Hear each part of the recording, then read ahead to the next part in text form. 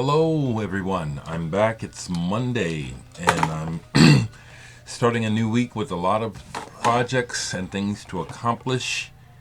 It is the 9th of November, and as I said, I want to give a good review of the new release, Manna Mirage, Blue Dogs, Manna Mirage. Dave Newhouse, who is the leader of this project, formerly of the Muffins.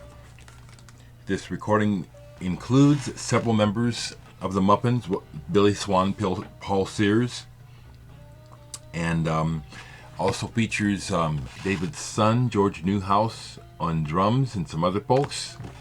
This is a very nice limited edition CD. Comes with a art print. They're numbered. The artist is someone who we have met through the vinyl community. Gonzalo Fuentes is his name, and I quite like this work. Gonzalo has contacted me personally saying that he would like to illustrate one of my next releases, which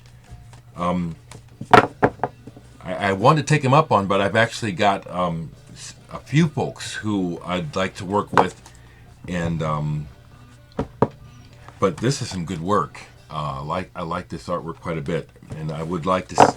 I could see myself while using some of it on a release. I've got the CD playing very softly in the background because I know that even though I know that David would gladly give me permission to play this music online, that's not enough. If it's copyright, if it's published, which it is, then we have to go through the rigmarole. But anyway, on to the music. As I said before, I discovered the Muffins back in the late 70s because I was a big fan of Canterbury music, Soft Machine, Egg, Hatfield and the North Gong, all that music, all related. And this band came to my attention because they were described as such, and they are an American band.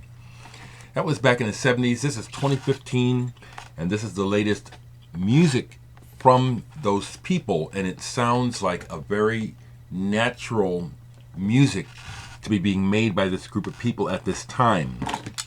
It starts off, I must say, very humanly, and I'll explain why. The first track is called Canterbury Bells. It definitely has that melodic movement where it's almost like you're driving past a lake or a body of water on a very scenic spring or summer day. And it's really lovely. It is. I myself need to throw this in here because I need to explain this, because I don't think I'm the only one. One of the features of Canterbury music for me has always been the rhythms and the drumming, okay? I don't think I'm the only one. One of the things that you folks that get this, and I highly recommend this, is but you'll notice that the drumming, there's different levels of drumming on this. And I asked Dave about this. He plays drums on some of the songs. He's not a drummer. And when the drummers are playing, it's pretty noticeable. The plus of Dave playing the drums and starting the album like that with his drumming is that it gives it a more human quality.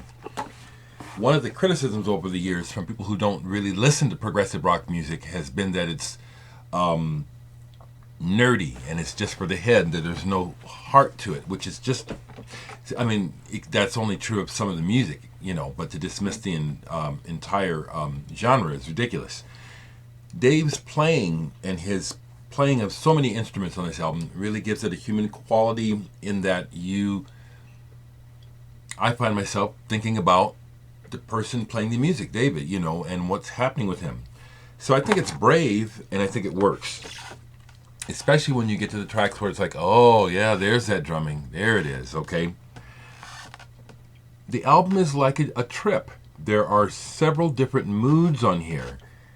And there's even a part where it goes into kind of a Zool sound, like something close to Universe Zero, which I quite like. Dave plays the keyboards and the woodwinds on here, and Dave blows up a storm on here. That's what I also want to just really point out about this. Also the guitar playing, Mark Stanley's guitar playing. There's a lot of soloing on this album, and for good reason, because there's a lot of expression going on. And I really like how it sounds to me like, David, I know you'll watch this, how you push yourself in some of your solos, discovering things and also exposing things through the way that you're playing that horn.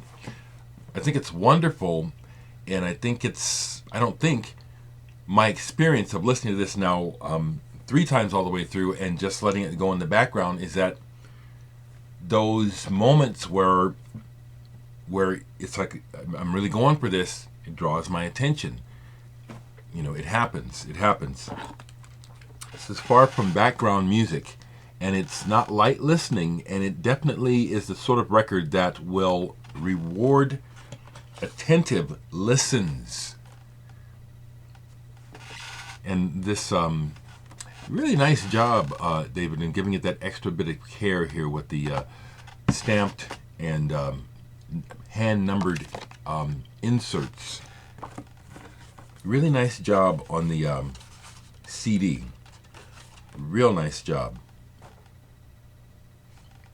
Lovers of interesting music, anyone that is a fan of the music I've been talking about, from Soft Machine to Kevin Ayers all the way through, this is in that realm. It's in that school. David already knows that I don't lie. I tell the truth about what I'm thinking. And fortunately, this is good. The ears will tell the story. But again, as I say, it's not light listening. It's not background music. It does require your attention. And if you give it, you'll be greatly rewarded.